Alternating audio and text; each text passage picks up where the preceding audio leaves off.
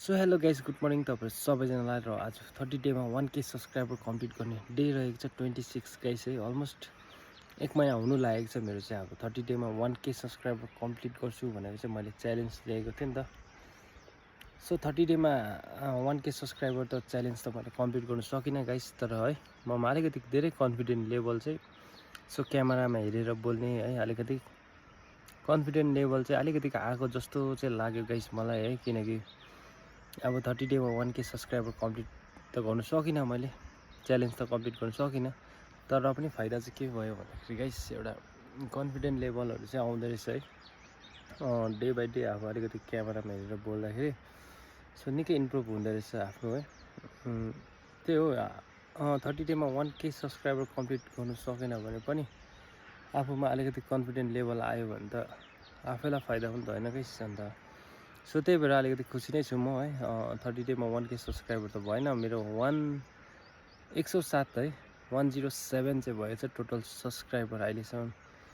र त्यति आउनु भनेको पनि राम्रै हो, ठिकै हो। किनकि अब सब्सक्राइब भनेको त मान्छेले टक्कै भिडियो हेर्ने हो। भिडियोलाई राम्रो लाग्यो भने पनि कतिले गर्छ कतिले गरिदिँदैन है गाइस। त्यो त अब मान्छेले गर्नु पर्यो। तर मैले च्यालेन्ज चाहिँ ल्याएको थिएँ र मेरो च्यालेन्ज चाहिँ अब कम्प्लिट गर्न नसके मैले भिडियो चाहिँ अब 30 डेमा एक दिन पनि ग्याप नगरिकन सायद म लगाइ नै रहेको छु है। एक दिन पनि ग्याप गरेको छुइनँ भिडियो बनाउनु चाहिँ लगाएको छु है गाइस अहिलेसम्म चाहिँ। र आज चाहिँ 26 दिन भएको छ।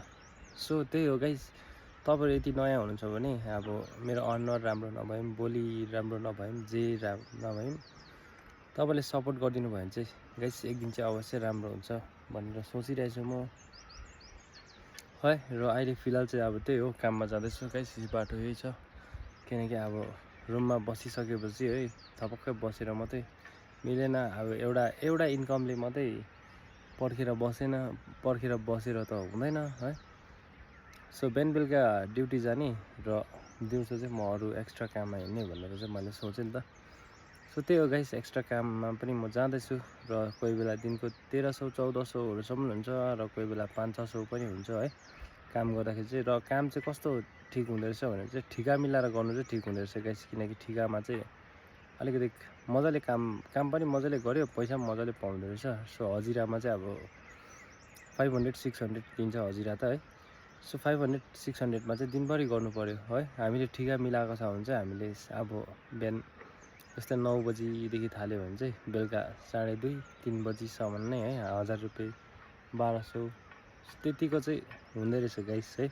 सो मलाई एक्सपिरियन्सहरू केही थिएन र अहिले चाहिँ धेरै एक्सपिरियन्सहरू आउँदैछ कामको बारेमा है। अब किनकि बिहा गरेपछि आफ्नो काँधमा जिम्मेवारी बढ्दो रहेछ गाइस।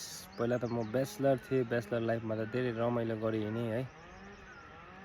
र अब चाहिँ त्यस्तो रमाइलो चाहिँ होइन, खालि अब सेटलमेन्टको लागि चाहिँ धेरै कुछ गर्नुपर्ने रहेछ भनेर मैले अहिले मात्रै थाहा पाउँदैछु गाइस है।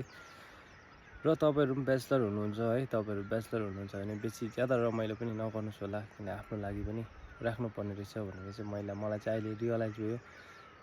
सो बिहा गर्नुभन्दा अगाडि मैले धेरै रमाइलो गरेँ है, धेरै इन्जोयहरू पनि गरेँ। तर मलाई अब रिग्रेट पनि छैन, रिग्रेट लिएर फाइदा पनि छैन गाइस है। सो ठिकै छ, जे हुनु थियो त्यो भइसक्यो गाइस। र अब अगाडि चाहिँ राम्रो गर्दै जानुपर्छ गाइस। ल bye bye, love you all guys. तपाईँहरूसँग एकछिन गफ गरेको है भिडियोमै। सो तपाईँलाई भिडियो मन पऱ्यो भने चाहिँ लाइक गरिदिनुहोस् होला, अनि सेयर अनि च्यानललाई सब्सक्राइब चाहिँ गरिदिनुहोस् होला guys. Bye bye, love you all.